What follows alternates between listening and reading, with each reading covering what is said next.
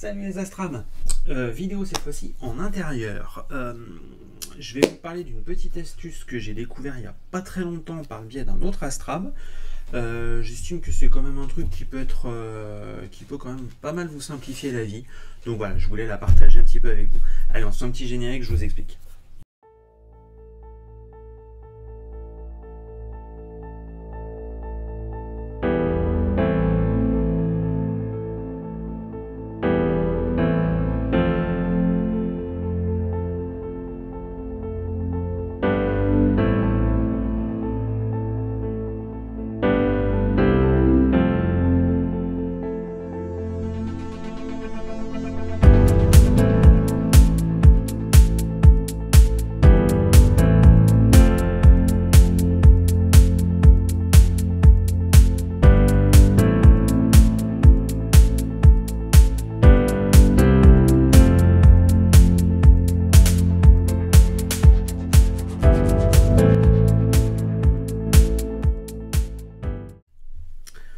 De quoi est-il donc qu'on va parler aujourd'hui?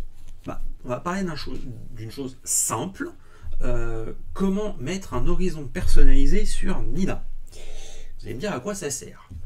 Ça a quand même son utilité, sachant que cette astuce, elle est valable pour Nina et pour des logiciels type Planétarium, mais pas Stellarium. Stellarium, on y reviendra dans une autre vidéo que je tournerai plus tard, parce que pour le moment, j'ai pas encore le matos pour.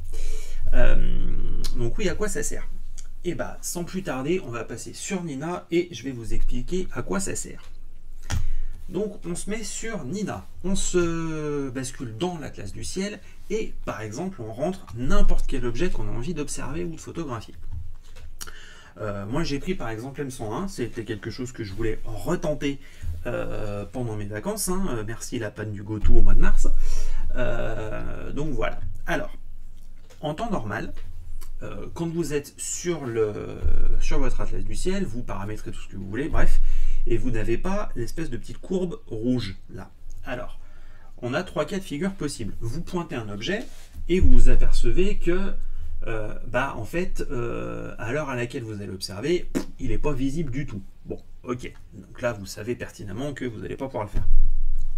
Là, moi, dans mon cas, quand je l'ai fait donc la semaine dernière, je pouvais voir que le crépuscule, c'était pas forcément le truc le plus le plus facile à choper, mais pourquoi? Parce que simplement en fait ça allait se coucher très très tard. L'obscurité allait venir très très tard. Mais on peut s'apercevoir d'une chose, c'est que par rapport à ma courbe rouge, qui représente donc en gros les obstacles que j'ai moi dans mon champ de vision, si l'objet avait été dans la partie rouge, ça m'aurait enquiquiné. Donc, j'aurais pas pu. Voilà. Donc ça, c'est assez pratique et vous allez voir, c'est assez facile en fait à obtenir. Pour ça, vous avez besoin de quoi? Vous avez besoin de d'un smartphone, avec une application dessus. Alors, l'application que je vous propose fonctionne a priori très bien sur tout ce qui est Apple. Fonctionne sans aucun souci avec Apple, fonctionne plutôt pas mal avec Android, quoique a priori il y a certains téléphones qui ne l'acceptent pas trop. Pour être tout à fait honnête, moi je sais pas trop si mon téléphone l'accepte bien ou pas. Les graphes que j'obtiens sont, on va dire, globalement ressemblants avec effectivement l'horizon que j'ai sur mon site d'observation. Mais voilà, donc en plus de ça, l'idéal, ça serait en fait de poser votre téléphone sur un trépied pivotant. Bon, moi, à défaut, je ne l'avais pas, c'est moi qui ai fait office de trépied. On va dire que l'axe pivotant étant ma colonne vertébrale. Donc, ça expliquera pourquoi vous allez voir donc, dans le petit extrait que je vais vous proposer que à un moment, je suis obligé de revenir en arrière simplement parce que ma pauvre colonne vertébrale n'est pas capable de faire un 360 degrés.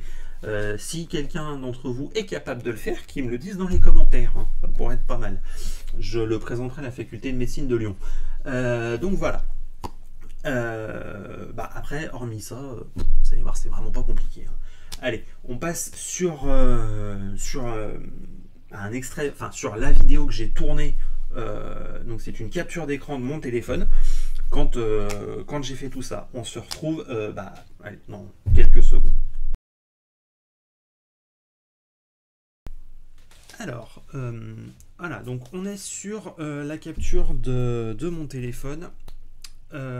Première chose à savoir, c'est que donc vous tapez directement dans le moteur de recherche de Google, vous tapez Gyrocam, hein, ça marche très bien, vous allez voir, je vous mettrai le lien en description.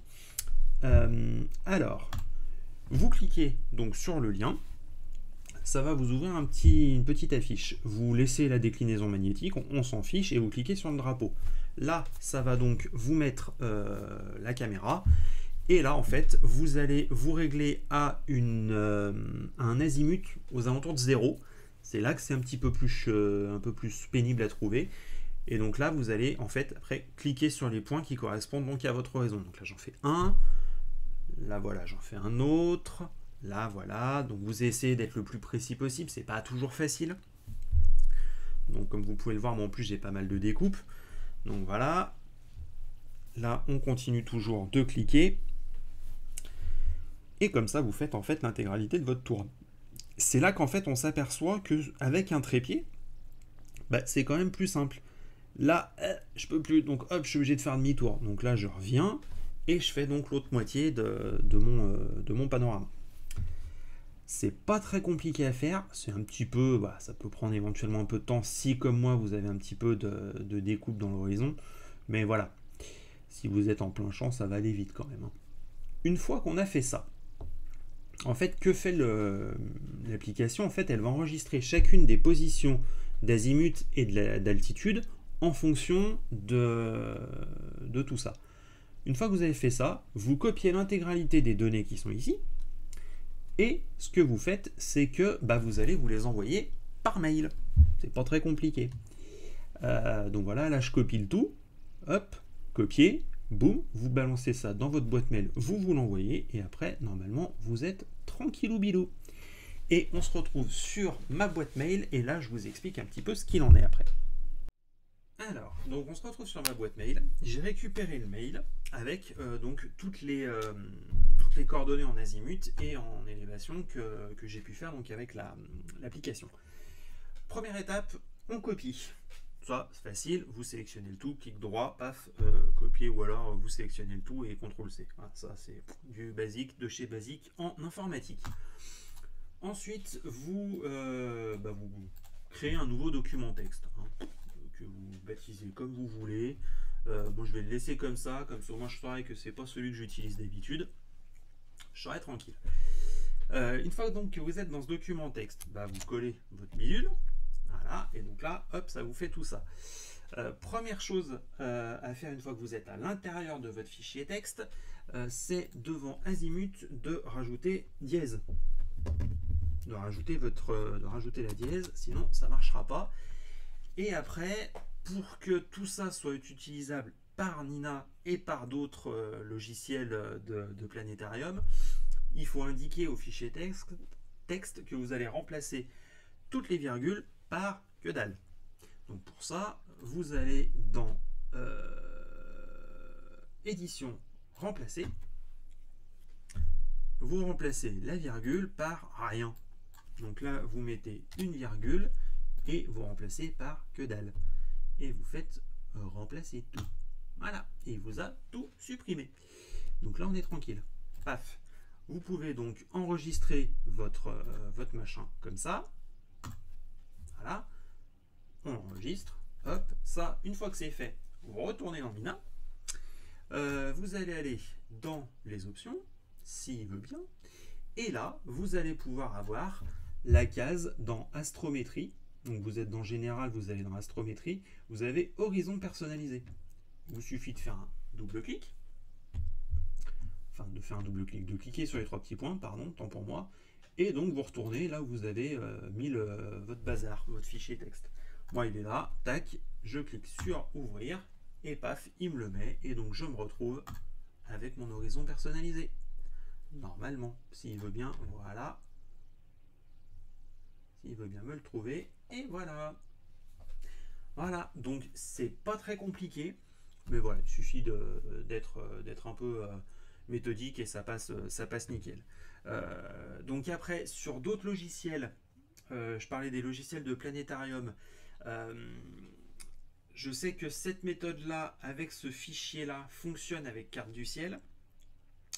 Les autres, tels que Prism, sont peut-être un peu plus poussés, donc à mon avis, ça me surprendrait que ça fonctionne de manière aussi simple. Et pour Stellarium, que j'utilise moi, ça marche pas comme ça. Il existe en fait une autre méthode qui est en fait de carrément créer un horizon personnalisé, mais vraiment, vous allez vraiment avoir votre photo. Donc là, ça, on verra plus tard dans une autre vidéo. Il faut que je tourne le truc, mais j'ai pas spécialement eu le temps ces derniers temps. Donc je verrai un petit peu, je m'y attellerai dans pas très longtemps. Mais quoi qu'il en soit, ça va sortir, parce que c'est quand même une petite astuce assez sympatoche. Donc mieux vaut quand même l'avoir à l'esprit. Écoutez, moi les astrales, je vous laisse avec cette vidéo-là. Je vous dis bon visionnage, bon ciel, à dans 15 jours. Ciao!